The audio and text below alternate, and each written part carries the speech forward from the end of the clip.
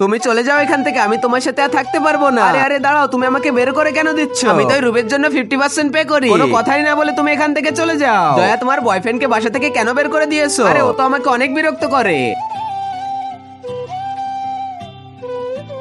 তাতেও কোনো সমস্যা নেই, কিন্তু আমার বয়ফ্রেন্ড তো আমাকে অনেক ভালোবাসে। একবার তো আমি অনেক অসুস্থ হয়ে পড়ছিলাম, আমি এখন একা এখানে কি করব? আমার বয়ফ্রেন্ড তো এখানে না। যখন এর আগের বার আমি অনেক অসুস্থ ছিলাম তখন পিয়ান তো আমার অনেক খেয়াল রাখছিল। প্রিয়া তো পরের বার আমার জন্য খাবারও বানিয়েছিল এবং তার হাত দিয়ে আমাকে খাইয়ে দিয়েছিল আর আমার কাপড় পরিষ্কার করে দিয়েছিল। আরে কান ছেড়ে দাও, ছেড়ে দিবে নাকি? আমি তো অনেক খুশি, এখন তো আমার খেয়াল রাখার মতো কেউ নেই, আমাকে কেউ সেবা যত্ন করতেছে না। ঠিক তখনই তো ওখানে পিয়ান চলে আসে।